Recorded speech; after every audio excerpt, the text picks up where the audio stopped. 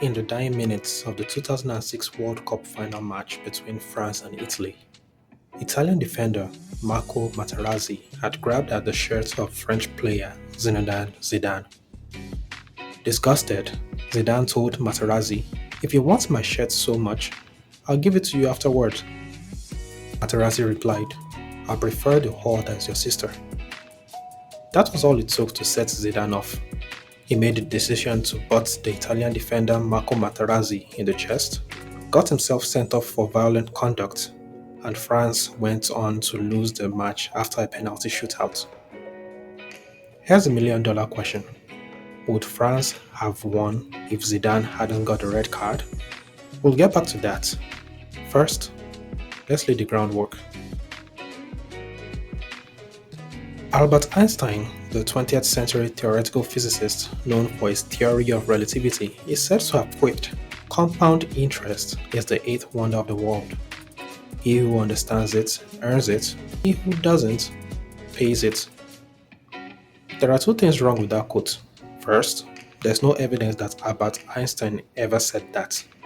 Einstein died in 1955, and the first appearance of that quote was in 1983. Two, there are two other forces in the physical universe that are infinitely more powerful than compound interest.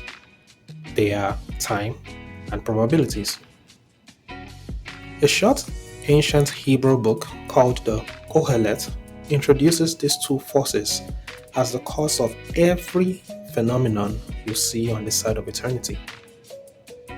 I returned and saw, under the sun, that the race is not to the swift, nor the battle to the strong, neither is bread to the wise, nor riches to men of intelligence and understanding, nor favor to men of skill, but time and chance happens to them all.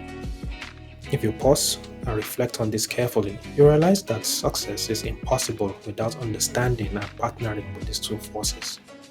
Unfortunately, in every human, there's a nagging desire to explain the causes of events without acknowledging probabilities and time.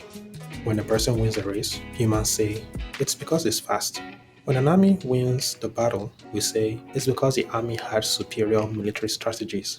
When a person accumulates wealth or obtains valuable outcomes in their lives, we say it's because the person had certain traits that made such results more likely.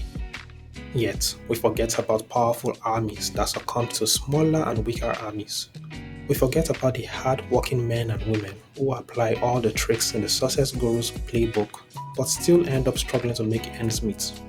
As it turns out, our perception of causality is fractured because we do not understand probabilities and time. Living life with such a fractured perception of causality is like crossing a busy highway blindfolded. You may make it to the other side, in every essence of the phrase. So, what's the way out?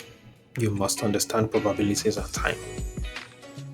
In 1979, Dana Kahneman and Amos Tversky published a journal article called "Prospect Theory: An Analysis of Decision Under Risk." One of the big ideas in the article is the manner in which people think about probabilities.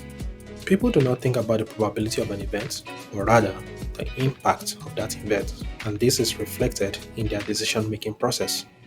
For instance, assume I'm about to toss a coin. If I asked you to choose between heads and tails, you will probably pick one side at random. Why? Because you know that every coin has a 50% chance of giving you a head and a 50% chance of giving you a tail. What if, before flipping the coin, I told you that I will give you $1,000 if the outcome is heads? Most people will subconsciously weigh heads more valuable than tails, even though the probability of either option is still 50% each. The same thing happens in other kinds of decision making. For instance, the probability of winning the lottery is very small, but the impact $1 million can have on a person's life is high. As a result, gamblers overestimate the chances of winning and continue to gamble. Similar patterns occur in the way people handle their health and finances. Below a particular age, the probability of developing high blood pressure or experiencing a financial emergency is reasonably low. This time, most people underweigh or even ignore these probabilities and continue to make decisions that can have bad outcomes. By the time they realize the errors of their ways, it's often already too late. But that's just the tip of the iceberg. Back to the million-dollar question. Would France have won the World Cup if Zidane hadn't got the red card? That is one of the several alternative histories we will never get to see. What we do know is that Zidane's absence had an impact on the game's final outcome. The same thing plays out in your day-to-day individual decision making.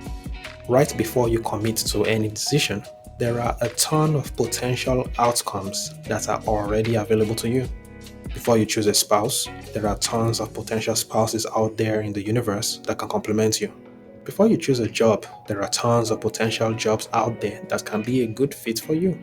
Before you invest your hard-earned money, there are multiple opportunities vying for your attention.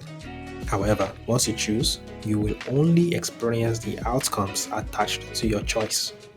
And what happens to the other alternative histories? They may or may not be available to you again at a later time.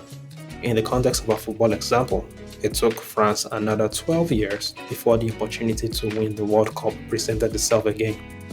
Many will not be that fortunate. Why?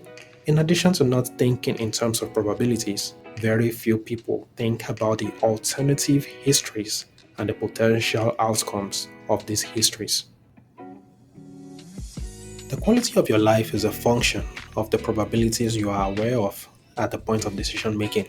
These probabilities are not merely limited to the outcomes of your decisions, but also to the outcomes in your alternative histories. But how can we access these alternative histories when we cannot see them? The answer is something the writer of the Kohelet understood. There is an evil I have seen under the sun, like an error which proceeds from the ruler. Folly is set in many exalted places and in great dignity, while the rich sit in humble places. To the laity, the word error implies a mistake, something that should not happen, or something that one must avoid at all costs. On the other hand, to scientists, error has a second layer of meaning which describes a variation or deviation from one's expectations. That's why you won't see researchers freaking out when they see errors in their data. Sometimes, scientists, unlike laymen, are humble enough to acknowledge that their expectations may be built on faulty assumptions about reality. At other times, certain statistical tests will not even be valid unless there's some variation in the observation. In other words, errors are desirable.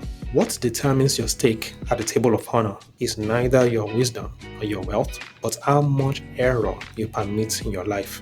Take a moment to think about how the day-to-day existence of the average person in the 21st century is devoid of deviation.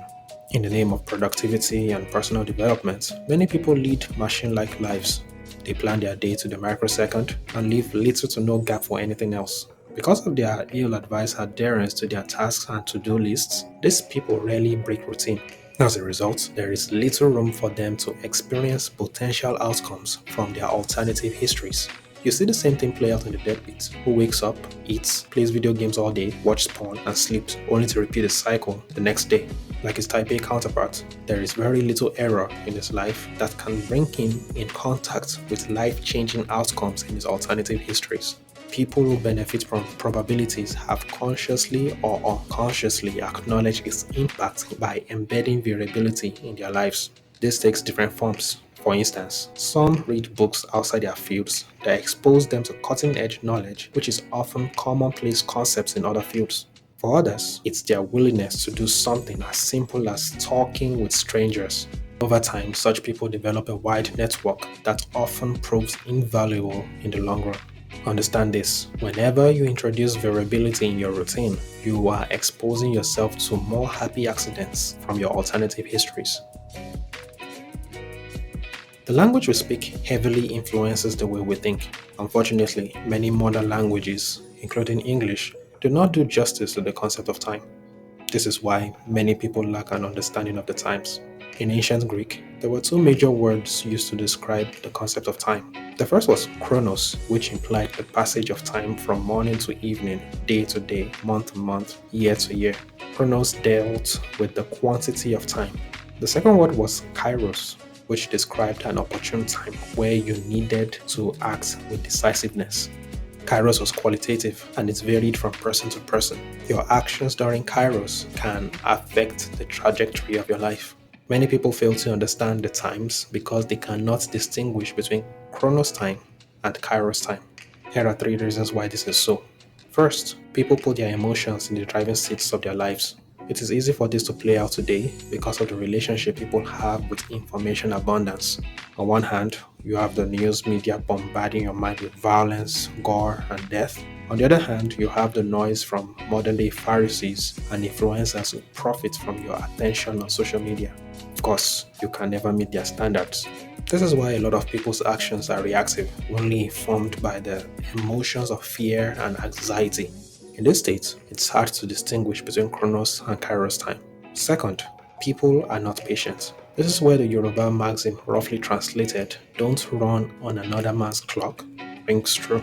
Kairos time varies from individual to individual. By focusing on your neighbor's journey, you will miss out on your Kairos when it inevitably arrives. Refuse to allow impatience and resentment to build in your heart.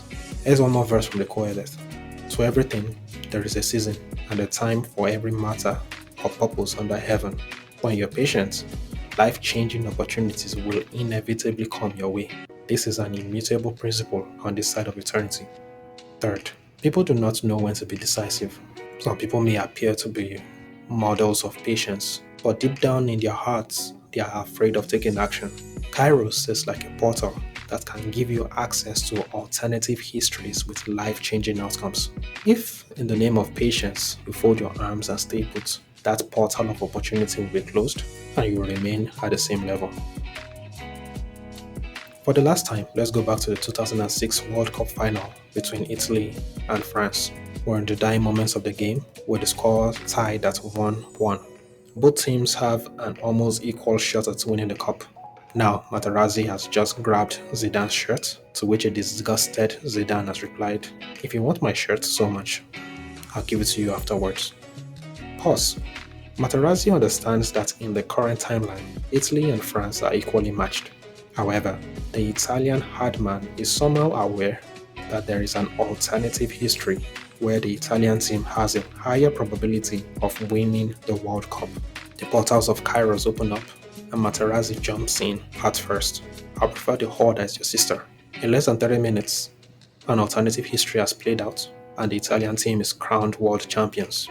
And what about Zidane, one of the most skillful playmakers of his generation?